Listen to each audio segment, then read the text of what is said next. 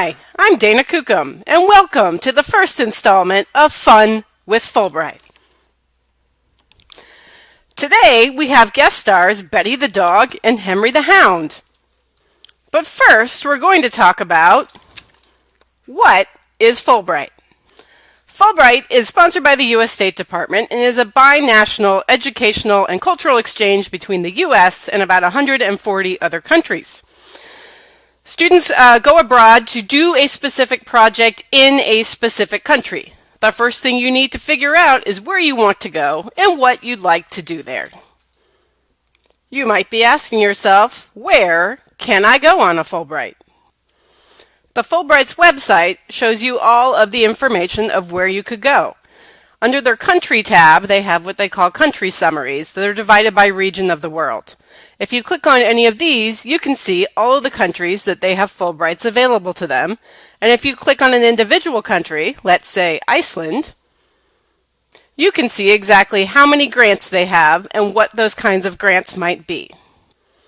Your next question might be, what can I do on a Fulbright? There are three main things you could do on a Fulbright grant. In some countries, you can teach English. In some countries, you can conduct academic studies, such as enrolling in a graduate program or graduate level coursework. And in almost all countries, you can conduct independent research. So teaching English, doing academic study, or conducting research are the three things you can do on a Fulbright grant. This is Henry the hound.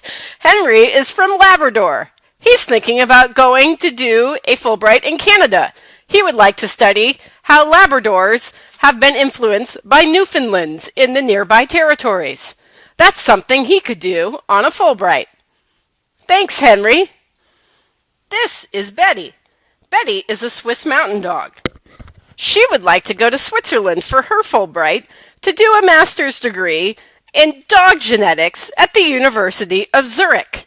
In order to do that, she would need to speak fluent German, since that's the language of her graduate program. Betty, setzen! She knows German! So now we know that you can go to one of 140 different countries where you can either teach English, you can do academic study, or you could conduct research abroad. The next thing we might want to know, who can apply for a Fulbright? To apply for a Fulbright, you need to be a U.S. citizen, and you would need to have a bachelor's degree by the time you start your grant. What this means is current juniors, this is the time for you to get into the application process in order to do a Fulbright right after you graduate. If you're a senior or if you're a current alumni, you're still able to apply too.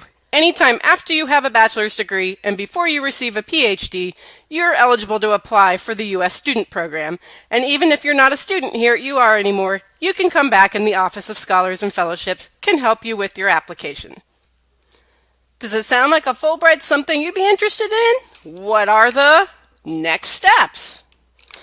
The next steps are to attend a full Fulbright info session, and these are now available online. We have 3 of them currently scheduled in the coming weeks via Zoom webinar. You can find those at our website, fulbright.richmond.edu.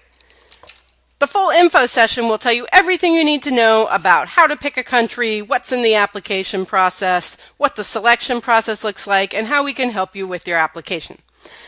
That's the first step, so attend an information session. After you've attended an info session, then you'll want to do an advising appointment.